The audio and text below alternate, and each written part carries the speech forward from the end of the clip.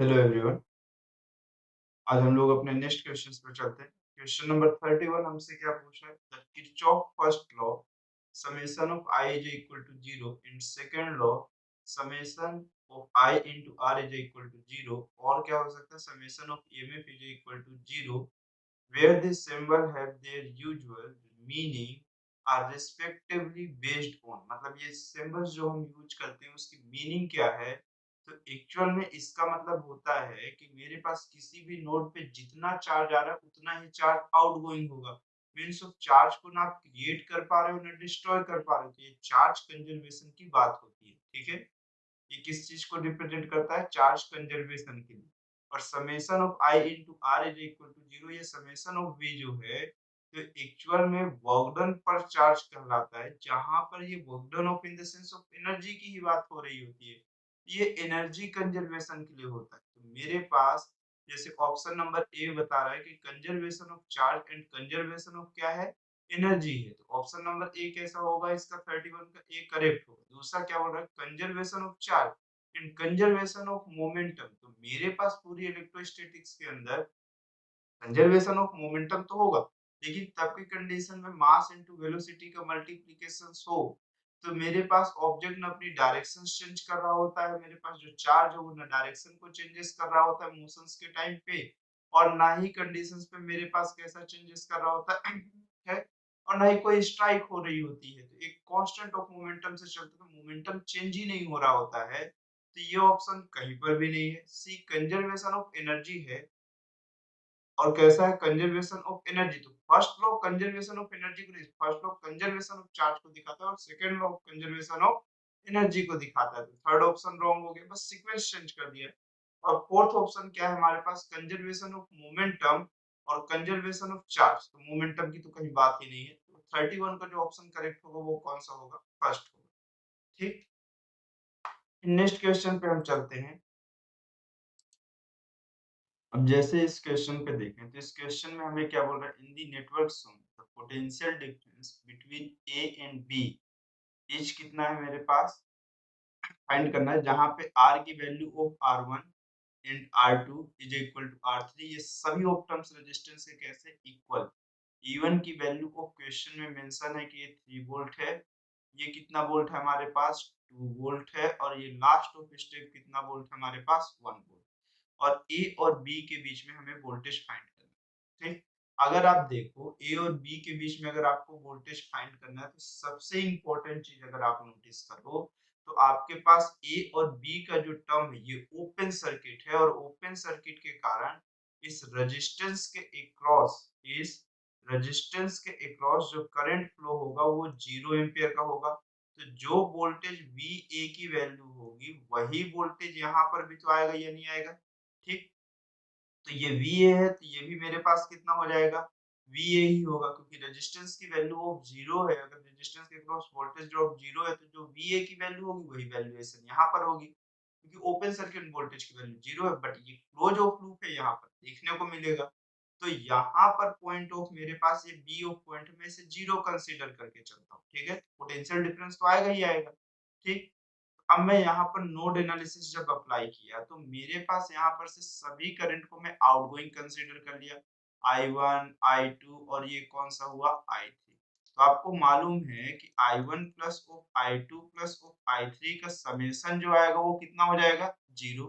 तो फिर इस दो पॉइंट पे अगर मैं देखना स्टार्ट किया तो मैं VA, अगर हायर ऑफ बैटरीज का टर्म ऊपर है साइड है, मतलब मेरे पास VA के फ्रंट में मेरे पास हायर पोटेंशियल ऑफ बैटरी का है, तो मैं नेगेटिव ऑफ करके इसे कितना 3 ओम वोल्ट लिख दिया, और रेजिस्टेंस की वैल्यू कितनी हो गई? R1 प्लस मेरे पास नेक्स्ट स्टेप में VA माइनस ऑफ कौन सा हुआ? 2 अपॉन ऑफ कितना हुआ? R2। नेक्स्ट स्टेप में VA माइनस 3 अपॉन ऑफ कितना हुआ? R3 इज इक्वल टू कितना हो गया? 0। नेक्स्ट स्टेप में कितना हुआ evaluation? VA minus of 3 R1 की value 1 plus VA minus of 2 और R2 की वैल्यू ऑफ मेरे पास कितनी हो गई? 1। नेक्स्ट स्टेप में VA माइनस ऑफ 3 और R3 की वैल्यू क्वेश्चन में 1 ही मेंशन है, मतलब ये कितना हो गया? 0। तो अगर मैं देखूं इसे सॉल्व किया तो ये 3VA is equal to sorry sorry sorry, ये 3 वोल्ट थोड़ी, ये तो 1 वोल्ट है, वी R3 की वैल्यू, सॉरी। तो मेरे पास ये कितना हुआ 3 और माइनस ऑफ कितना हो गया ये मेरे पास 6 इज इक्वल टू 0। तो जहां से हमें VA की वैल्यू ऑफ 2 वोल्ट मिल गई, तो क्वेश्चन में हमें VA माइनस ऑफ VB की वैल्यू पूछा हुआ है, तो मतलब ये VAB के अगर इक्वल है तो ये 2 minus of 0 is equal to VAB हो जाएगा, जहां पर से पोटेंशियल डिफरेंस बिटवीन A और B के बीच जो मिलेगा वो कितने वोल्ट का मिल जाएगा, 2 वोल्ट का मिल जाएगा। तो ऑप्शन नंबर जो करेक्ट होगा वो हमारे पास कौन सा हो जाएगा, बी हो जाएगा। फिर नेक्स्ट क्वेश्चन पे हम चलते हैं। नेक्स्ट क्वेश्चन हमें क्या बोल रहा है, two batteries, one of the EMF 3 volt internal resistance 1 ohm and the other of EMF 15 volt internal resistance 2, ठीक, are connected in series with a resistance R as shown if the potential difference between A and B is 0। मतलब potential difference A और B के बीच का कितना है, 0 है questions के हिसाब से। The resistance of capital R in ohm is, तो मेरे पास कैपिटल R के अक्रॉस ऑफ जो वोल्टेज की वैल्यूएशन दिखेगी वो मुझे बताना, सॉरी नहीं नहीं sorry sorry, the potential difference between A and B is 0 है, तो the resistance of capital R in ohm, तो मुझे रेजिस्टेंस की वैल्यू बतानी, वो भी इस कैपिटल R के अक्रॉस। तो क्वेश्चन में ये बोल रहा है कि एक 3 वोल्ट की बैटरी है, ठीक। अब मेरे पास कैसा है, 1 ओम का इसका एक रेजिस्टेंस है, और सिमिलर ऑफ वे में क्वेश्चंस पे ऐसा मेंशन कर रहा है कि एक 15 वोल्ट का मेरे पास बैटरी है, और इस 15 वोल्ट की बैटरी के साथ यहाँ पे 2 ओम का एक रेजिस्टेंस है, और मेरे पास यहाँ पर ये कैपिटल ऑफ आर का एक एक्सटर्नल ऑफ रेजिस्टेंस है। तो मुझे इस एक्सटर्नल रेजिस्टेंस की वैल्यू बतानी है, जबकि कंडीशंस पे मेरे पास ए और पी पॉइंट ऑफ मेरे पास बी पॉइंट जो है, ये कैसे मेरे पास इक्वी पोटेंशियल, ये दोनों पोटेंशियल्स मतलब ए और बी पॉइंट का पोटेंशियल्स कैसा है मेरे पास, इक्वल है। तो मतलब मेरे पास पोटेंशियल डिफरेंस 0, मतलब वोल्टेज की वैल्यू कितनी हो जाएगी, 0। तो मैं इसे एक शॉर्ट सर्किट से इस तरह से रिप्लेस कर, ठीक। अब अगर मैं इसे शॉर्ट सर्किट से रिप्लेस ऑफ कर दिया हूँ, तो मेरे पास क्वेश्चंस में कुछ पूछ रहा है कि इस अमाउंट पे मुझे ये बताना है कि इस वैल्यूएशन की एक्सटर्नल रेजिस्टेंस की वैल्यू ऑफ कितनी होगी, बस एक टर्म ऑफ मुझे बताना है, और इसके बाद मेरे काम के लिए खत्म, ठीक है। तो देखिए, अगर ये चीज क्वेश्चंस पे पूछा है कि मुझे इसके वोल्टेज की वैल्यू बतानी है, तो आप एक सॉरी रेजिस्टेंस की वैल्यू बतानी है कि इसके रेजिस्टेंस की वैल्यू कितनी होगी। तो एक बात आप देखो, देखो, अगर आप यहाँ पर से देखने की कोशिश करो,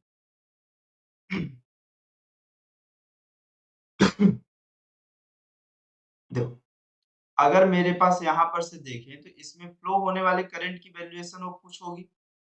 देखिए, यहाँ पर इसका पोटेंशियल ऑफ कितना मेंशन कर लिया है, 0 मेंशन कर लिया है, या फिर ए और बी का पॉइंट ऑफ कैसा पोटेंशियल डिफरेंस, इक्वल कंसीडर किया। कैसा कंसीडर किया है, इक्वल कंसीडर किया है। तो ऐसे कौन से टर्म को आप यूज करोगे कि आपके पास आर की वैल्यू आ जाए। ये शुरू से ही इक्विपोटेंशियल नहीं, मतलब ये ए पॉइंट से बी पॉइंट तक का पोटेंशियल 0 जरूर कंसीडर किया, लेकिन अगर मैं करंट की बात करूं कि करंट की वैल्यूएशन ऑफ एक्चुअल में जो होगी, जब ये इक्विपोटेंशियल्स नहीं था, मतलब मान के चलते हैं कि मेरे पास जबकि कंडीशंस पे ये कनेक्ट ना हो, ऐसा ये पॉइंट इस तरह से कनेक्टेड नहीं है, तब की कंडीशंस पे किस तरह से बिहेवियर दिखा है। अगर ये मेरे पास कनेक्टेड नहीं होता, तब की कंडीशंस पे इस सर्किट पे एक करंट ऑफ फ्लो कर रहा होता। तो आई की वैल्यूएशन ऑफ मेरे पास कितनी होती है, आई इज इक्वल टू आपको मालूम है वी, तो वी की वैल्यू ऑफ कितना है, टोटल ऑफ 18 अपॉन ऑफ कितना हो गया 2 प्लस 1 मतलब 3 प्लस ऑफ आर, ये करंट की वैल्यू, ठीक। अब जब ये करंट की वैल्यूएशन है, तो एक्चुअल में अगर मैं इसको सीरीज कॉम्बिनेशन से इसको सॉर्ट ऑफ कर दिया यहाँ से यहाँ तक, ठीक है। अब अगर मैं इसे यहाँ पर सॉर्ट ऑफ कर दिया, या इसके वोल्टेज की वैल्यू इस पूरे इंटरनल रेजिस्टेंस और इसकी वैल्यूएशन की मेरे पास ये क्वेश्चन पे बोल रहा है कि मतलब इसके कारण ये अप्लाई करने के कारण नहीं है, मतलब ये क्वेश्चंस पे कुछ इस तरह से बोल रहा है। देखिए, आपको क्वेश्चन समझने में थोड़ी प्रॉब्लम हो सकती है। देखो, मैं एक बार फिर से क्वेश्चंस को लाइन टू लाइन चलता हुआ बताते चलूं। क्वेश्चन में बोल रहा है कि टू बैटरीज है, जिसमें से वन का वोल्ट ऑफ 3 वोल्ट है और इंटरनल रेजिस्टेंस 1 ओम है, और सेकंड ऑफ बैटरी है जिसकी वोल्ट की वैल्यू 15 वोल्ट है और इंटरनल रेजिस्टेंस कितने ओम का 2 ओम का। ये सीरीज में एक आर के साथ वो कनेक्टेड है। जब ऐसा कनेक्शन है तो क्वेश्चन ये मेंशन कर रहा है कि ए और बी पॉइंट का जो भी ये कॉम्बिनेशन हुआ है उस कॉम्बिनेशन में ए और बी पॉइंट का पोटेंशियल कैसा हो गया है, इक्वल हो गया है। कैसा हो गया है, इक्वल हो गया, मतलब पोटेंशियल डिफरेंस की वैल्यू कितनी है मेरे पास, 0 है। ये क्वेश्चंस पे मेंशन कर रहा है कि मतलब अगर मैं यहाँ से करंट इंटर करा रहा हूँ तो प्लस माइनस है। अगर मैं इसके वोल्ट की वैल्यू बोल रहा हूँ क्वेश्चन में कि ये यहाँ पर से इंटरप्ट कर रहा है, तो ये क्वेश्चन ऐसा कह रहा है कि मेरे पास VAB की वैल्यू कितनी है, 0, जबकि कंडीशंस पे मेरे पास यहाँ से जो भी करंट ऑफ इंटर हो रहा हो, मतलब ये पूरे टर्म की वैल्यू की बात कर रहा हूँ, 3 माइनस ऑफ 3 माइनस ऑफ कौन सा, I इंटू ओ, कौन, I इंटू ओ, आर की वैल्यू कितना है, स्मॉल वन। ये दोनों की वैल्यूएशन का मेरे पास सब्सट्रैक्शन VAB की वैल्यू कितना है, 0। वो ये कंसीडरेशंस करना चाह रहा है क्वेश्चन में। अगर ये कंसीडरेशंस करना चाह रहा है तो मुझे VAB की तो वैल्यू पहले ही से मालूम दे दिया क्वेश्चन में कि ये 0 है। अब मैं अगर यहाँ पर से क्लोज लूप अप्लाई कर दूं तो मुझे इस पॉइंट का पोटेंशियल गिवन है, तो मुझे यहीं पर का तो फाइंड करना है। अब तो मेरे पास झंझट ही खत्म हो गई। तो मैं अगर यहाँ पर देखूं तो ये माइनस हुआ, ये प्लस हुआ, करंट की डायरेक्शन हमेशा इधर से रेजिस्टेंस के क्रॉस प्लस से एंटर करती है और माइनस से एग्जिट करती है। तो ये मेरे पास माइनस है और ये प्लस है और ये सिमिलर ऑफ ये प्लस और ये माइनस। एक क्लोज लूप में नेट वोल्टेज की वैल्यू 0 है, तो ये 3 वोल्ट और 1 ओम के कॉम्बिनेशन को इक्विपोटेंशियल ऑफ मेंशन कर रहा है। ठीक है, तो देखिए मैं जैसे ही स्टार्ट किया तो मेरे पास माइनस से प्लस, पॉजिटिव ऑफ 15, प्लस से minus of I into of capital R, next step में प्लस से माइनस ऑफ गए।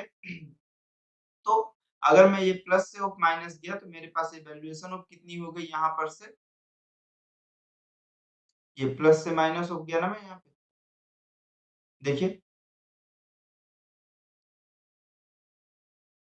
देखिए अगर यहाँ में प्लस से माइनस हो गया तो ये मेरे पास कितना हो गया, I into of 2 is equal to 0।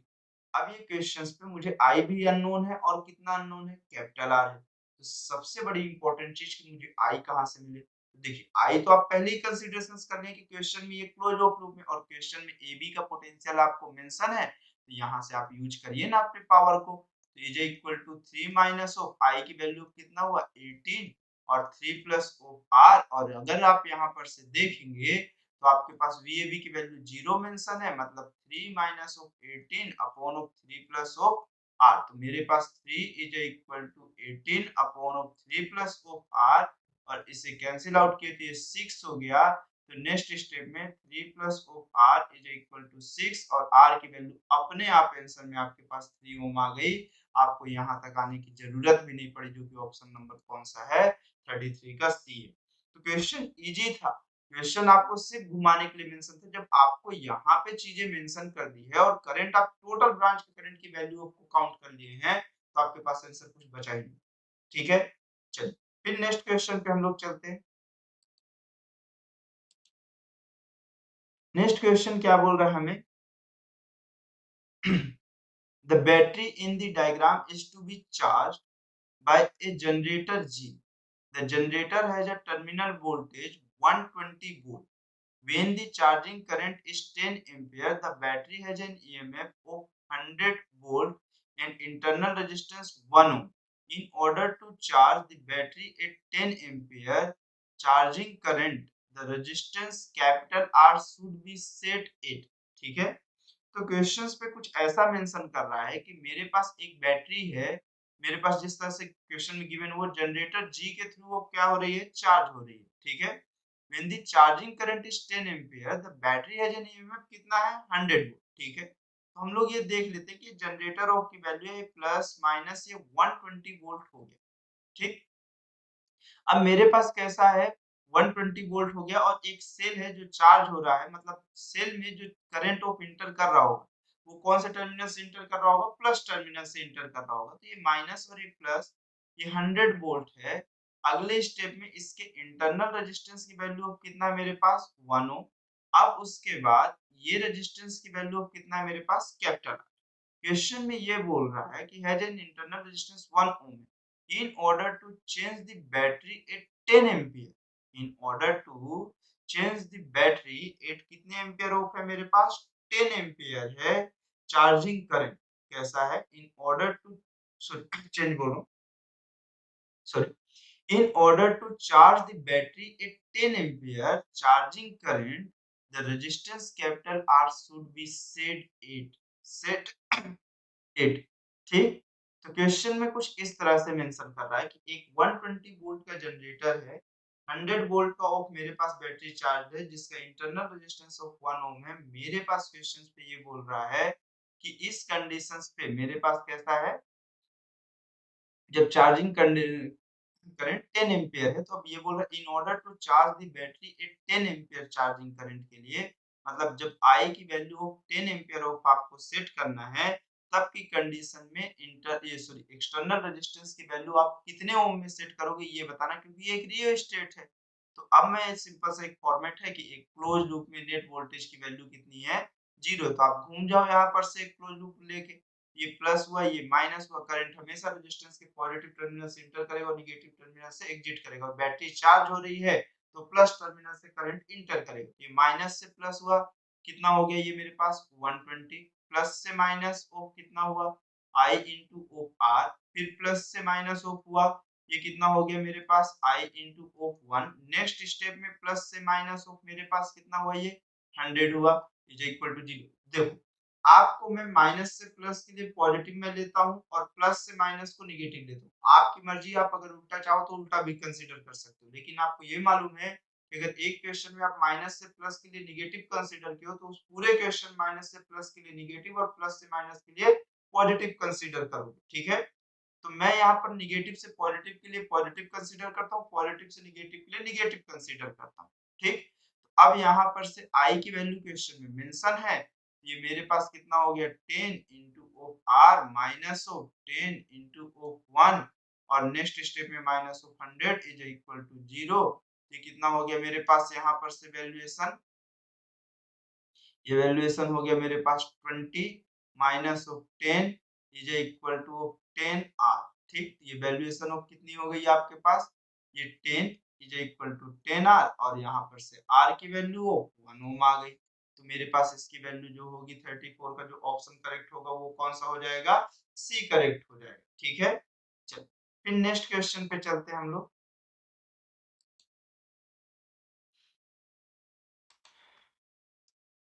Next question क्या बोल रहा है A B C D is a square where each side is a uniform wire of resistance 1 ohm ठीक।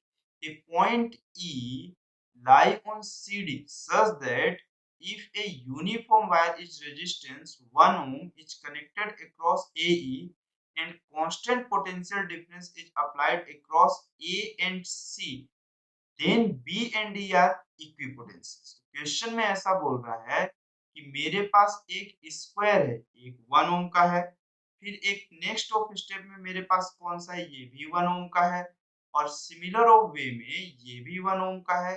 अब ये भी 1 ओम का ही है पूरे ऑफ वायर की रेजिस्टेंस कितने ओम की है 1 ओम की बट यहाँ से ए पॉइंट से ई पॉइंट के लिए हमें एक वायर ऑफ कनेक्ट करके दे दिया है ये इस तरह से कुछ और इस वायर में इसकी भी रेजिस्टेंस कुछ मेंशन किया है ना ठीक है।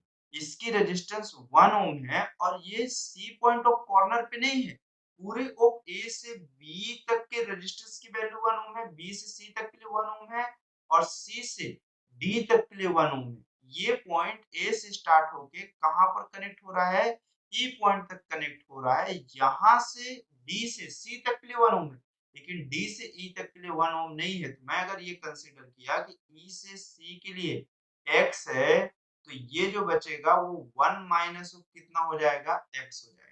तो d से जो e के लिए वैल्यूएशन होगी वो वैल्यूएशन ऑफ कितनी हो जाएगी 1 माइनस ऑफ x हो जाएगी ठीक।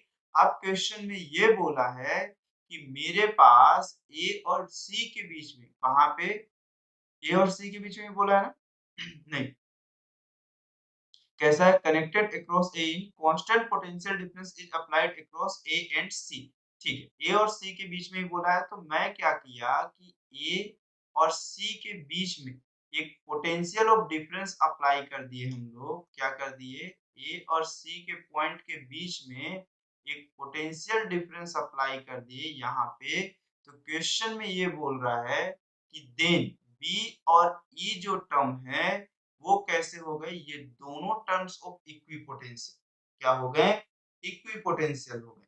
तो अब मुझे ये बताना है कि सीई किसका ratio, CE upon of ED का रेशियो कितना होगा। तो अगर आप इस क्वेश्चन से देखो तो आपको ये समझ में आएगा कि ए पॉइंट को, कौन से पॉइंट को, ए और ई को अगर आप कनेक्ट किए तो ए पॉइंट से दो नोड मतलब दो वायर्स निकल रहे हैं, एक बी के लिए जा रहा है और एक किसके लिए जा रहा है, डी के लिए। सिमिलर वे में अगर आप देखो तो आपको कुछ और देखने को मिलेगा। उसी तरह से बी से ओ मेरे पास दो वायर निकल रहे होंगे, लेकिन एक सेकंड, जहां पे आप पोटेंशियल्स अप्लाई कर रहे हैं वो दोनों पॉइंट से दो वायर निकले हुए हैं और एक पॉइंट ऑफ बी पे ज्वाइन हुआ है और एक पॉइंट ऑफ कहां पे, ई पे ज्वाइन हो रहे हैं, ठीक। और जब ये ज्वाइन हो रहे हैं तो क्वेश्चंस पे ये बोल रहा है, अब मैं इसको और थोड़ा सिंपलीफाई कर रहा हूँ कि मेरे पास बी और ई इक्विपोटेंशियल हो गए। अब आपको देख के ये कभी समझ में ही नहीं आएगा कि ये चल क्या रहा है। आप अगर इतनी डायग्राम को आप कंसीडर करो सिर्फ इसको, तो आप देखो ए डी ई, ठीक, ये सीरीज कॉम्बिनेशन है, तो आप इसको कितना कहोगे, 2 minus of x parallel with hope कितना है मेरे पास, 1 ओम। तो अगर आप देखो तो ए से ई तक का आर इक्विवेलेंट ऑफ ही तो फाइंड कर रहे हो आप। अगर आर ए ई इक्विवेलेंट आप फाइंड किए तो आपको ये दिखेगा 2 minus of x into of 1 upon of 2 minus of x plus 1। Next step में 2 minus x upon 3 minus of कितना हुआ, एक्स। अगर मैं इस क्वेश्चंस को अब इस डायग्राम को अच्छे से बनाता हूँ, ठीक, 1 ओम और ये भी कितने ओम का है, 1 ओम का है। और नेक्स्ट स्टेप में मैं अगर यहाँ पर से देखूं तो ये मेरे पास वैल्यूएशन जो है, ठीक, ये मेरे पास कितना हो गया, 2 minus of x upon 3 minus of x. और ये वैल्यू हो गई ए और ये वैल्यू हो गई आपके पास ई और ये वैल्यू हो गई सी और ये वैल्यू हो गई बी। अब अगर मैं इसी डायग्राम को कुछ इस तरह से दिखा दूं तो आपको ये पता चलेगा कि यही टर्म ऑफ मेरे पास कौन सा है। आप देखो ये अगर आपके पास इक्विपोटेंशियल है तो एक्चुअल में ये तो वेनस्टोन ब्रिज हो गया। ये एक्चुअल में कौन सा ब्रिज हो गया, वेनस्टोन ब्रिज हो गया। अगर ये वेनस्टोन ब्रिज हो गया तो अब आपको देखो ये बैलेंस होगा। मतलब अगर मैं अब इसे देखूं तो मैं 2 minus x upon 3 minus of x को मल्टीप्लाई करूंगा किससे, ये दोनों क्रॉस ऑफ टर्म्स को मल्टीप्लाई करने पे मेरे पास जो वैल्यूएशन है, ये दोनों को अगर मैं क्रॉस ऑफ मल्टीप्लाई करूं तो ये दोनों वैल्यूएशन ऑफ मेरे पास कितनी आनी चाहिए, इक्वल आनी चाहिए। मैं करके दिखाता हूं आपको। तो आपके पास कितना हुआ, 2 माइनस ऑफ एक्स और कौन सा 3 minus of x into of 1 is equal to x into of 1। Next step में 2 माइनस एक्स और 3 minus of x is equal to x. ये 2 minus of x is equal to 3x minus of x square. तो next step में जो ये मेरे पास जाएगा वो एक्स स्क्वायर और नेक्स्ट स्टेप में माइनस ऑफ 3x मतलब माइनस का कितना हुआ 4x और ये plus of 2 is equal to 0। ये प्लस का एक्स स्क्वायर माइनस का 4x प्लस का 2 इज इक्वल टू कितना हो गया 0। अब अगर मैं इसको ब्रेक करूं तो मुझे x की वैल्यू अब कितनी मिलेगी, माइनस ऑफ 2 कितना हो जाएगा, माइनस ऑफ b मतलब minus of 4 plus minus square root b square मतलब 16 माइनस ऑफ 4 a की वैल्यू 1 और c की वैल्यू ऑफ 2 अपॉन ऑफ कितना हुआ 2 a की वैल्यू ऑफ 1। तो x की वैल्यू ऑफ कितनी हो गई 4 प्लस माइनस स्क्वायर रूट 16 और ये 4 टू जब कितना हो गया 8 मतलब ये कितना हो गया 8 और डिनोमिनेटर में 2। अगर मैं और सिंपलीफाई करूं तो ये मुझे 2 प्लस माइनस हो ये कितना होगा 4 स्क्वायर मेरे पास बाहर है 4 से बाहर आएगा 2 हो जाएगा। इस प्लस माइनस तो 2 स्क्वायर रूट 2 हो जाएगा, ठीक। तो 2 plus minus square root of कितना हो जाएगा 2 हो जाएगा। तो x की आपके पास दो वैल्यूएशन है, एक 2 प्लस स्क्वायर रूट 2 और एक x की वैल्यूएशन है 2 माइनस स्क्वायर रूट 2। ये दो वैल्यूएशन है। अब देखिए अब क्वेश्चन पे जो आपको बोला है वो क्वेश्चन में यही तो पूछा है कि सीई अपॉन ऑफ डीई का रेशियो बताना है। किसका? सीई अपॉन डीई, मतलब x upon 1 minus of x, जो मतलब मैं ब्रेक किया हूँ, जो रेजिस्टेंस मेरे एई के कनेक्शंस के कारण दो पार्ट्स में डिवाइड हुए हैं, उस दो पार्ट में जो x और 1 माइनस ऑफ x है उसकी वैल्यूएशन कितनी है। तो देखिए, अगर मैं सीई की बात करूं तो सीई मेरे पास किसके इक्वल है? x के इक्वल, तो मुझे कोई दिक्कत नहीं है। लेकिन नेक्स्ट ऑफ टर्म अगर आप देखो तो एक सीई है और एक कौन सा आपके पास डीई है। तो अगर आप डीई को कंसीडर करो तो डीई की बात करो तो ये कितना है? 1 माइनस ऑफ x। तो अगर सीई की बात x है तो आप ये दो में से कोई भी ले सकते हो। लेकिन मुझे डिसाइड कौन करेगा कि कौन सा टर्म मुझे कंसीडर करना और कौन सा नहीं कंसीडर करना? वो डीई कंसीडर करेगा। देखो 1 माइनस ऑफ, अगर मैं अपर वाले टर्म्स को लेता हूँ तो ये 2 और माइनस ऑफ स्क्वायर रूट 2 हो गया। तो जब मैं इसे सॉल्व करूंगा ये माइनस ऑफ 1 और माइनस ऑफ रूट 2 हो जाएगा, मतलब ये आंसर पूरी तरह से मेरे पास डी की वैल्यू निगेटिव देगा और निगेटिव आंसर पॉसिबल नहीं है। तो मेरे पास ये वैल्यू पॉसिबल है ही नहीं। तो डीई की जो वैल्यू मेरे पास कंसीडर करना पड़ेगा वो 1 minus of 2 plus of square root 2 हो जाएगा, जहां पर से कितना हो जाएगा? स्क्वायर रूट 2 माइनस ऑफ कितना हो जाएगा? 1 हो जाएगा। तो डीई की जो वैल्यू है स्क्वायर रूट 2 माइनस 1। तो मेरे पास अब रेशियो बोला है सीई अपॉन ऑफ डीई, मतलब कितना हो गया? सीई की वैल्यू ऑफ एक्स हो गया और डीई की value square root 2 minus of कितना हो गया? 1। तो सीई की जो वैल्यू है वो सीई की जो वैल्यू होगी हमारे पास वो x होगी। तो x की वैल्यू कितना है? 2 माइनस स्क्वायर रूट 2। तो नेक्स्ट स्टेप में मेरे पास कितना हुआ? 2 minus square root 2 upon square root 2 minus 1 और स्क्वायर रूट 2 प्लस ऑफ 1 और स्क्वायर रूट 2 प्लस ऑफ 1। तो अगले स्टेप में जैसे ही मैं इसे मल्टीप्लाई करूंगा तो आप देखना, तो आपके पास कितना हुआ? ये 2 स्क्वायर रूट 2 और प्लस ऑफ कितना हुआ? 2 और माइनस ऑफ कितना? 2 माइनस ऑफ स्क्वायर रूट 2 और डिनोमिनेटर में a square minus of b square, मतलब 2 माइनस ऑफ 1 और ये टर्म कैंसिल। तो नेक्स्ट स्टेप में जब आपके पास वैल्यू बचेगी तो यहाँ पर से स्क्वायर रूट 2 को जब मैं कॉमन लूंगा तो ये 2 माइनस ऑफ 1 हो जाएगा। तो मेरे पास जो रेशियो बचेगा वो सिर्फ और सिर्फ किसका बचेगा? स्क्वायर रूट 2 का। तो ऑप्शन नंबर जो मेरे पास यहाँ पर करेक्ट होगा वो कौन सा हो जाएगा? ऑप्शन नंबर डी हो जाएगा। तो 35 का जो ऑप्शन करेक्ट होगा वो ऑप्शन नंबर कौन सा हो जाएगा? डी करेक्ट हो जाएगा। ठीक है, अब देख लो, आप अप्रोच देखो एक बार, आराम से समझो इस क्वेश्चंस को। ज्यादा कुछ है नहीं, बस इसकी वर्डिंग्स में इसको चीजों को समझने में थोड़ा कॉम्प्लिकेशन होता है, बस हो गया। ठीक, देखो आप यहाँ तक देख लो एक बार, फिर मैं इसको स्किप करता हूँ, आगे चलते हैं। चले, चल, अब जैसे इस क्वेश्चन को हम लोग देखें तो इस क्वेश्चन में हमें क्या बोल रहा है? In the given circuit, the current flowing through the resistance 20 ohm is 0.3 ampere, while the emitter reads 0.8 ampere. What is the value of R1? तो क्वेश्चंस में कुछ ऐसा मेंशन कर रहा है कि एक रेजिस्टेंस है जिसकी वैल्यू ऑफ कितना है मेरे पास? 20 ओम। एक रेजिस्टेंस है जिसकी वैल्यू R1 है, ये फाइंड करना है।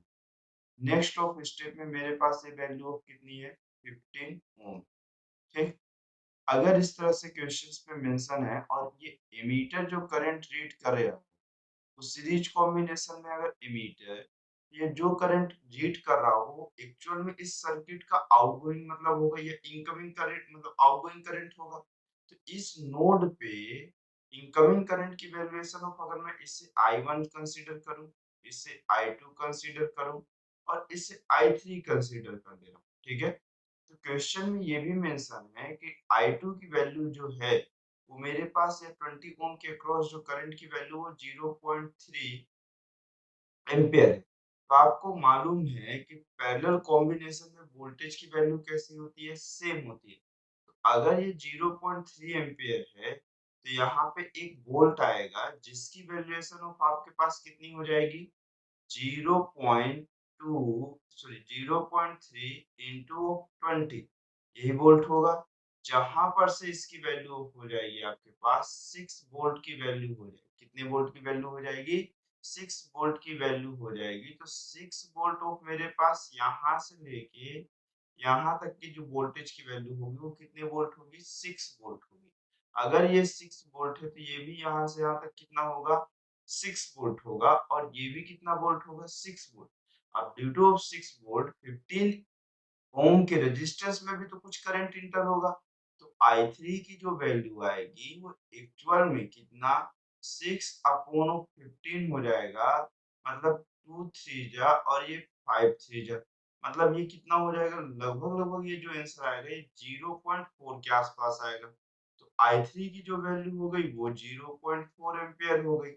अब मुझे वैल्यू किसकी चाहिए? I1 की। अगर I2 की करंट की वैल्यू 0.3 एम्पियर है, I3 की वैल्यू 0.4 एम्पियर है, तो I1 की जो वैल्यू होगी वो 0.1 एम्पियर हो जाएगी। ठीक, 0.1, 0.3 और 0.4 टोटल मिला के 0.8 एम्पियर हुआ। अगर इसके करंट की वैल्यू मालूम है हमें, तो R1 की वैल्यू अगर मुझे फाइंड करनी है तो ओम्स लॉ के हिसाब से आपके पास V1 अपॉन I1 की वैल्यू जो होगी वो रेजिस्टेंस की वैल्यू होगी। V1 क्योंकि पैरेलल कॉम्बिनेशन वोल्टेज सेम होता है। तो हमने यहाँ पर से करंट डिवीजन के फॉर्मेट से या नोड एनालिसिस से आप कहो तो आपके पास यहाँ पर I की वैल्यू 0.8 है।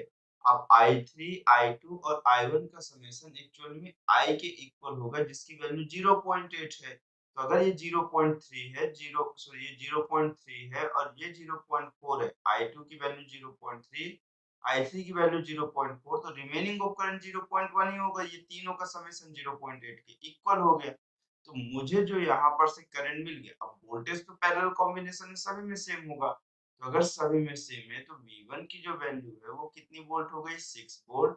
और I1 की जो वैल्यू है वो 0.1 एम्पियर हो गई। तो जब मैं इसे देखा तो ये मुझे कितना ओम हो गया? 60 ओम की वैल्यू हो जाएगी। तो जो इसकी वैल्यूएशन होगी वो मेरे पास 36 का जो ऑप्शन करेक्ट होगा वो कौन सा हो जाएगा? डी करेक्ट हो जाएगा। ठीक है, चलिए फिर नेक्स्ट क्वेश्चन पे हम लोग चलते हैं। नेक्स्ट क्वेश्चन क्या बोल रहा है हमें? Find the current flowing through the resistance R1 of the circuit. हमें कैसा रेजिस्टेंस R1 के अक्रॉस जो करंट फ्लो करेगा उसे बताना है। Shown in figure if the resistance R equal to R1 की वैल्यू कितनी है ओम है? 10 ओम, R2 is equal to 20 ohm, R3 is equal to 30 ohm, and the potential of point 1, 2 and 3 are equal to 10 volt, 6 volt, 5 volt। तो मैं अगर mention करना start किया, ये फर्स्ट ऑफ पॉइंट इसके पोटेंशियल की वैल्यू ऑफ क्वेश्चन में कितना मेंशन है? 10 वोल्ट मेंशन। कितना वोल्ट मेंशन है? 10 वोल्ट। और R1 की जो वैल्यू है वो वैल्यूएशन हमारे पास कितना है? 10 ओम है। नेक्स्ट स्टेप पे मेरे पास ये O है और ये मेरे पास किसकी वैल्यू है? यहाँ पर R2 की वैल्यू। तो R2 की जो वैल्यू है वो 20 ओम है और मेरे पास ये सेकेंड पॉइंट है और इसका पोटेंशियल ऑफ V2 की वैल्यू जो है वो कितनी हमारे पास? 6 वोल्ट है। सिमिलर ऑफ स्टेप में मेरे पास एक कौन सा हुआ? R3 और R3 की जो वैल्यू है वो कितने ओम है? 30 ओम है और इसके पोटेंशियल की जो वैल्यू है वो कितनी वोल्ट है मेरे पास? 5 वोल्ट। इस तरह से है। तो क्वेश्चन में R1 के अक्रॉस करंट की वैल्यू फाइंड करने के लिए बोला। अगर इस पॉइंट का मुझे R1 के अक्रॉस करंट चाहिए, अब मुझे देखिए हर एक पॉइंट का पोटेंशियल गिवन है। अब मेरे पास मतलब ये पोटेंशियल है, यहाँ पर कोई ना कोई पोटेंशियल डिफरेंस तो होगा ही। मैं इसे कंसीडर कर लेता हूँ, इसका पोटेंशियल ऑफ V है। अब इस नोट से सभी करंट्स को मैं कैसा कंसीडर कर लेता हूँ? आउटगोइंग कंसीडर कर लेता हूँ। ठीक है, तो अगर आउटगोइंग कंसीडर किया तो ये मेरे पास V minus of V1 by of 10 plus of V minus of V2 by of कितना हो गया? ये R2 की value 20 plus of V minus of V3 upon of कितना हो गया मेरे पास? 30 इज इक्वल टू 0। तो V माइनस ऑफ V1 की value of 10 upon of 10 plus of V minus of V2 की वैल्यू ऑफ 6 अपॉन ऑफ कितना हो गया? 20 plus of V minus of V3 की value of 5 upon of 30 is equal to 0। अब सभी से 0 common हो गया तो मेरे पास ये कितना हो गया यहाँ पर से 6 इज इक्वल टू 0। 3 और 2 ऑफ 6 हो गया तो मेरे पास ये कितना हुआ 6 volt minus of 60 plus of कितना हो गया 3V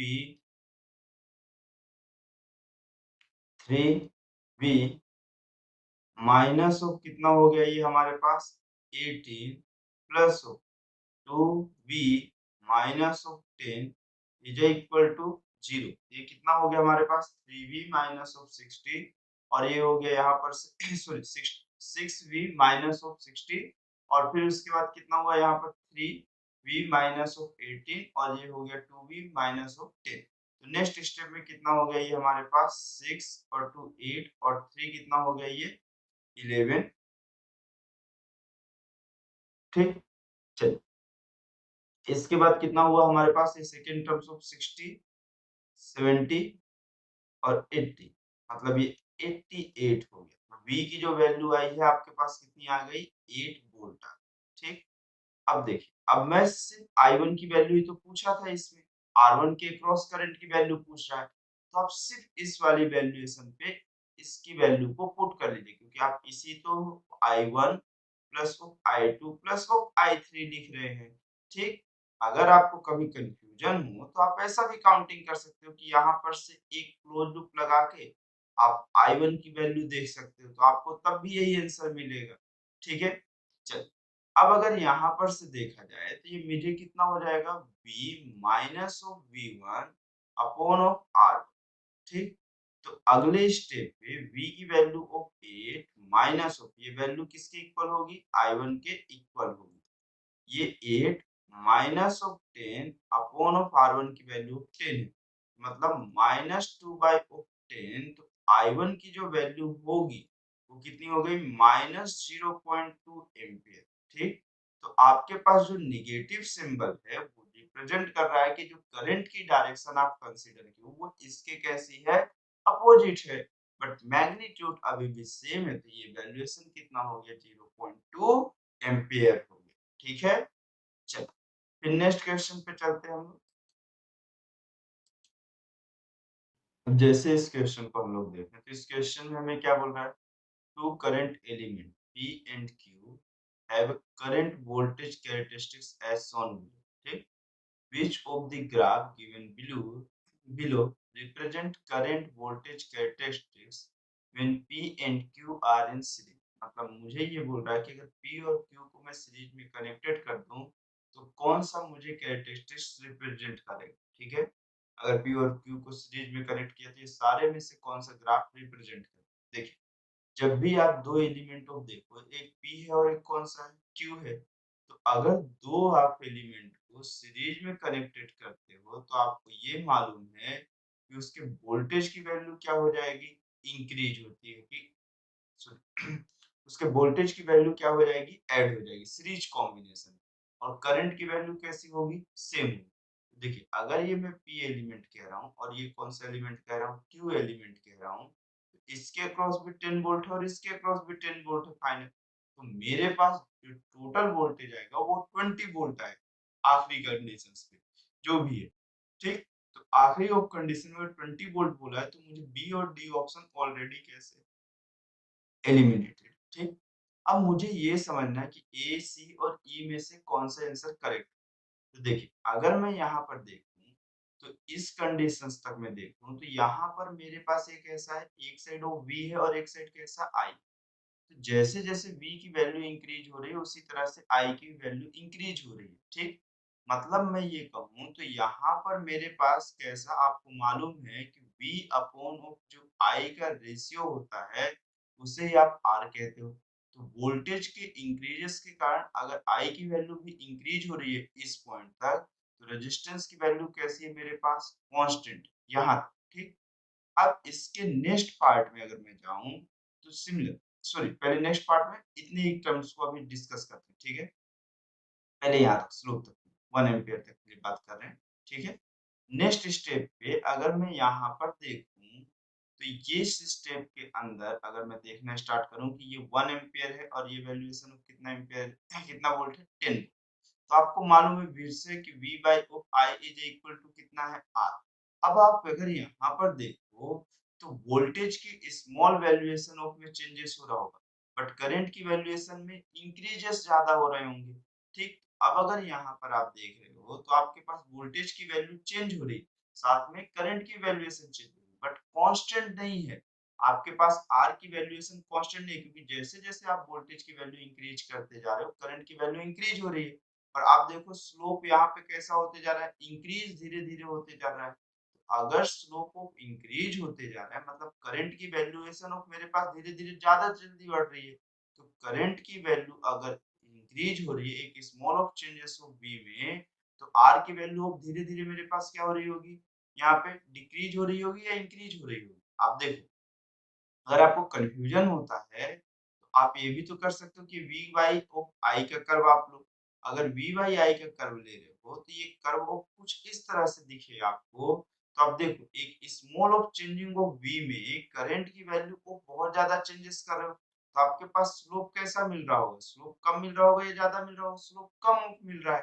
तो मतलब आर की वैल्यू धीरे धीरे मेरे पास कैसी हो रही होगी? आर डिक्रीजिंग हो रहा होगा। कैसा हो रहा होगा? आर डिक्रीज हो रहा होगा। ठीक, तो इस कंडीशंस तक, और इस कंडीशन में v की वैल्यू ऑफ इंक्रीज होने के साथ i की वैल्यू इंक्रीज हो रही है, r कांस्टेंट ऑफ है। ठीक, बट यहाँ पे v में स्मॉल चेंजेस होने के कारण r में भी स्मॉल चेंजेस हो, बट करंट की वैल्यू ज्यादा इंक्रीज हो रही। अब अगर मैं इस कॉम्बिनेशंस पे जाऊं, इसके सेकंड ऑफ पार्ट में अगर मैं जा रहा हूं, तो यहाँ पे मेरे पास कैसा है? v बाई ऑफ कौन सा है? i। ठीक, तो वोल्टेज ऑफ मेरे पास कैसा हो गया है? अब यहाँ पर कांस्टेंट हो गया है। अगर वोल्टेज कांस्टेंट हो गया और करंट की वैल्यू क्या होना स्टार्ट हो रही है? इंक्रीज होना स्टार्ट हो रही है, तो आपको ये मालूम है कि अगर डिनोमिनेटर ऑफ इंक्रीजिंग है, कैसा है? डिनोमिनेटर अगर आपके पास इंक्रीजिंग है तो आर की वैल्यूएशन ऑफ जो है आपके पास, वो मेरे पास धीरे-धीरे ऑफ कैसी होती जाएगी? वी की वैल्यू तो कांस्टेंट हो गई यहाँ से यहाँ तक, बट आई की वैल्यूएशन ऑफ आप देखो धीरे-धीरे धीरे sorry sorry sorry sorry sorry मैं कुछ और का कुछ और बोल गया। सॉरी, यहाँ पे क्या है कि अगर आप देखो, मैं ग्राफ को गलत कंसीडर कर गया। यहाँ पर मैं इसे वी कंसीडर करने लगा। यहाँ पर आप देखो सेकंड पार्ट में, तो सेकंड पार्ट में आपके पास वी कैसा है? इंक्रीजेस है, और आर की वैल्यू ऑफ आपके सॉरी आई की वैल्यू ऑफ कैसी है आपके पास? कांस्टेंट है 1 एम्पीयर में। आई की वैल्यू अगर कांस्टेंट है और वी इंक्रीज हो रहा है, तो आपको मालूम है कि आर की वैल्यू क्या होगी? इंक्रीज होगी। और इस कंडीशंस पे आप देखो तो ये v बाई ऑफ कौन सा है? आई है। यहाँ पे मेरे पास v की वैल्यू कांस्टेंट हो गई, वो भी कितने वोल्ट में? 10 वोल्ट पे। और धीरे धीरे i की वैल्यू ऑफ आपके पास क्या हो रही है यहाँ पर से? अगर आप देखो तो ये i की वैल्यू ऑफ इंक्रीजेस है। अगर इंक्रीजेस है तो अगर आपके पास डिनोमिनेटर इंक्रीज हो रहा होगा, तो आपके पास रिजल्टेंट ऑलवेज भी क्या होगा? डिक्रीज होगा। तो मतलब रेजिस्टेंस की वैल्यू और ज्यादा ऑफ डिक्रीज करना स्टार्ट करेगी एक कांस्टेंट ऑफ वोल्टेज में। तो यहाँ पे देखिए आर इंक्रीज हो रहा होगा और यहाँ पे आर की वैल्यू क्या हो रही होगी? डिक्रीज हो रही होगी। तो अगर मैं ये कहूँ कि यहाँ पे आर इंक्रीजिंग है और यहाँ पे आर कैसा है? डिक्रीजिंग है, इस तरह का कुछ कॉन्सेप्ट ऑफ बनता हुआ जा रहा है कि इसकी वैल्यू ऑफ इंक्रीज कर रही है। ये दोनों का समेशन ऑफ जब आप करके देखोगे कि आर बहुत ज्यादा इंक्रीजिंग होगा और आर बहुत ज्यादा डिक्रीजिंग होगा, तो जब आप ये दोनों को सम करोगे तो आपको मालूम है कि आर मैक्स की जो वैल्यू है मेरे पास सॉरी आर इक्विवेलेंट की जो वैल्यू होती है आर मैक्सिमम से कैसी होती है? ज्यादा होती है। तो मतलब आपके पास मेरे पास रेजिस्टेंस डिक्रीज नहीं होता हुआ दिखेगा, रेजिस्टेंस ऑलवेज भी कैसा होता हुआ दिखेगा?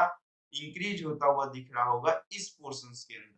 ठीक, देखिए, तो पहले ऑफ एलिमेंट्स पे अगर आप देखिए तो फाइनल ऑफ कंडीशंस पे, ये तीनों कंडीशंस पे मेरे पास जब आई की वैल्यू कांस्टेंट हो गई और वी की वैल्यू बस इंक्रीज कर रही है, तो आर की वैल्यू इंक्रीज कर रही होगी। तो इंक्रीजिंग ऑफ एलिमेंट तो सिर्फ इसमें दिख रहा है, और इस पे तो जीरो ही हो गया, तो ये ऑप्शन ही नहीं होगा, और मेरे पास सिर्फ एक ऑप्शन बच रहा है सी। और इस पे देखिए v अपॉन ऑफ आई की बात करें तो यहाँ पर वोल्टेज कांस्टेंट हो गया, करंट इंक्रीज हो रहा है, तो रेजिस्टेंस की वैल्यू क्या हो रही होगी? डिक्रीज हो रही होगी। जबकि हमें मालूम है कि मेरे पास अगर ये वैल्यू ऑफ इंक्रीज कर रहा है धीरे धीरे और ये वैल्यू डिक्रीज भी हो रहा होगा, तो मेरे पास इसका डिक्रीजिंग ऑफ रेट कैसा है? बहुत कम है। आर इक्विवेलेंट की वैल्यू तो ऑलवेज बढ़ती हुई दिखेगी, ऐसे तो हो नहीं सकता कि आर इक्विवेलेंट की वैल्यू डिक्रीजिंग दिखेगी। तो ऑप्शन नंबर कौन सा करेक्ट है? सी करेक्ट हो जाएगा। ठीक है, फिर नेक्स्ट क्वेश्चन चलते हैं। नेक्स्ट क्वेश्चन में क्या बोल रहा है? The equivalent resistance between point A and B. ठीक, ए और बी के बीच में एक इक्विवेलेंट फाइंड करना है। देखिए एक पॉइंट ऑफ ए है, ए से चलते हुए जैसे ही हम आगे बढ़े तो हमें एक पॉइंट ऑफ दिखा 2 ओम का रेजिस्टेंस, उसके बाद एक नोड दिखा, ये नोड 2 पॉइंट से कनेक्टेड। तो मैं अगर इसे x कंसीडर किया तो ये भी मेरे पास कौन सा हो गया? x। ये दोनों पॉइंट इक्विपोटेंशियल पे, किस पे हैं? इक्विपोटेंशियल पे। सिमिलर ऑफ ये पॉइंट ऑफ y हुआ तो ये पॉइंट भी कितना हो गया मेरे पास? y हो गया। तो मैं इसका एक शॉर्ट डायग्राम बना देता हूँ। नोड को मैं कंसीडर करके एक पॉइंट ऑफ a ले लिया, कंसीडर कर लिया, एक पॉइंट x, एक पॉइंट ऑफ y और एक पॉइंट ऑफ कौन सा? b। देखिए A से X तक का कनेक्शन ऑफ मेरे पास कितना ओम का हो गया? ये 2 ओम का हो गया। नेक्स्ट स्टेप में X से Y तक, X और Y के बीच में जितने भी रेजिस्टेंस है सीरीज कॉम्बिनेशन है, ये मेरे पास कितने ओम का हो गया? 25 ओम। नेक्स्ट स्टेप में Y से X के बीच में एक और कॉम्बिनेशन है, तो कितने ओम का हो गया? ये 50 ओम का। ठीक, देखिए मेरे पास ये कॉम्बिनेशन हो गया, ये कॉम्बिनेशन हो गया। नेक्स्ट स्टेप में मेरे पास एक हो गया x से y के लिए फिर से कनेक्शन, तो ये कितने ओम का हो गया? 50 ओम का। तो फिर से आप इसको ऐसे कनेक्ट कर सकते हो, तो ये भी कितने ओम का हो गया? 50 ओम का। नेक्स्ट स्टेप में y से b के लिए कितना हो गया मेरे पास? ये 8 ओम का हो गया। ठीक है, तो ये 50 ओम हो गया। ठीक, अब देखिए, अब जब इसका आप RAB फाइंड करेंगे तो आपके पास कुछ बचा ही नहीं। देखिए ये 25 हो गया, ये 50 हो गया, ये 50, ये 50 52 इक्वल ऑफ रेजिस्टेंस अगर पैरेलल कॉम्बिनेशंस पे हैं तो उनके जो भी मैग्नीट्यूड है उसको नंबर ऑफ रेजिस्टेंस से डिवाइड कर दीजिए। 50 50 ऑफ 2 टाइम्स है, ये कितना हो जाएगा? 25 हो जाएगा, और 25 पैरेलल विथ ऑफ 25 कितना हो जाएगा? ये वैल्यूएशन, ये पूरी वैल्यूएशन हो जाएगी 25/2 हो जाएगा। ठीक है, ये 50 52 पैरेलल्स में, तो ये 25 हो जाएगा, 25 बाय और 25 कितना हो जाएगा? 25 2/2 हो जाएगा। ठीक, तो ये मेरे पास कितना हुआ? ये 2 ओम हुआ। अगले नेक्स्ट स्टेप में ये कितना हो गया? 25/2 ओम हो गया। नेक्स्ट स्टेप में ये मेरे पास कितना हो गया? 8 ओम हो गया। ये पॉइंट ऑफ बी हो गया, ये पॉइंट ऑफ ए हो गया। ठीक है, नेक्स्ट स्टेप में मेरे पास ये कितना हो गया? यहाँ पर अगर मैं सभी को ऐड कर दूं सीरीज कॉम्बिनेशन में, ये 4 ओम प्लस ऑफ 25, कितने हो गए ये value? 4 plus of 25 plus of 16 upon of 2। Evaluation of R A B की वैल्यू हो गई, ये कितनी हो गई? 20। 20 और 25 कितना हो गई? ये 45/2 ओम हो गया। मतलब ऑप्शन नंबर कौन सा हो गया 39 के लिए? B option. ठीक है, चलिए फिर नेक्स्ट क्वेश्चन पे चलते हैं हम लोग। नेक्स्ट क्वेश्चन क्या बोल रहा है? The resistance of the series combination of two resistance is S. ठीक, the resistance of the series combination of two resistance is कितना है मेरे पास? एस। दो रेजिस्टेंस है, दोनों के सीरीज कॉम्बिनेशन की वैल्यू ऑफ मेरे पास क्वेश्चन के हिसाब से कितनी है मेरे पास? एस। फिर उसके बाद क्या बोल रहा है? Why sorry, when they are joined in parallel the total resistance is P. मतलब जब ये दोनों पैरेलल कॉम्बिनेशंस पे आए, R1 पैरेलल विद R2, तो मेरे पास इसका इक्विवेलेंट ऑफ P आ गया। क्वेश्चन में ये बोल रहा है कि S is equal to N into कितना है? P है। Resistance of series combination of two resistance बोला है। ठीक, अब दो रेजिस्टेंस की बात किया, अब ये भी नहीं बताया कि रेजिस्टेंस ऑफ जो दोनों कनेक्टेड है वो रेजिस्टेंस की वैल्यू ऑफ कितनी है। मेरे पास सिर्फ ये बोला the resistance of the resistance of the series combination of two resistance is S. Then they are joined in parallel. The total resistance of P. Then the minimum possible value of N. N की minimum possible value कितनी हो सकती है? ये questions में बताया। अगर आप यहाँ पर पैरेलल कॉम्बिनेशंस के लिए देखें तो उनका R इक्विवेलेंट P हो गया। R1 into of R2 upon R1 plus of R2 की वैल्यू ऑफ कितना क्वेश्चन में मेंशन है? P है। और R1 प्लस ऑफ R2 की वैल्यू का जो समेशन है वो S है। तो अगर आप यहाँ पर वैल्यू पुट करेंगे तो R1 into of R2 और R1 प्लस ऑफ R2 की वैल्यू कितना हो गया? S इज इक्वल टू वो P हो गया। अब देखिए अगर आप इसे सॉल्व करने जाएंगे तो आपसे सॉल्व ही नहीं हो रहा होगा। एक्चुअल में क्वेश्चन में ये चीज एक मेंशन करने के लिए बोला गया कि मेरे पास जो ये वैल्यूएशन है रेजिस्टेंस की, वो दोनों का मैग्नीट्यूड कैसा है, इक्वल। तो अगर दोनों के मैग्नीट्यूड मतलब दोनों रेजिस्टेंस की जो वैल्यू है वो कैसी है, सेम है, मतलब ये R प्लस ऑफ R की जो वैल्यू वो S है, और ये कितनी हो जाएगी R/2 is equal to P हो जाएगा, पैरेलल कॉम्बिनेशन है दो रेजिस्टेंस का। ये 2R is equal two of S हो गया, तो मीन्स ऑफ R की जो वैल्यू होगी वो S/2 हो जाएगी। और जैसे मैं यहाँ पे पुट किया तो S/2 upon 2 is equal to P, तो S/4 मतलब कितना हो गया 4P हो गया। तो N की जो वैल्यू होगी आपके पास कितनी हो जाएगी 4 हो जाएगी। ठीक, ये तभी पॉसिबल था जब दोनों रेजिस्टेंस की वैल्यू सेम हो। तो क्वेश्चन में बोला भी है then minimum possible value of n, तो ये कंडीशंस ऑफ हमारे पास जस्टिफाई होती है कि n की वैल्यू ऑफ हमारे पास कितनी हो गई 4। आई होप आपको यहाँ तक समझ में आया होगा। Okay, thanks for watching.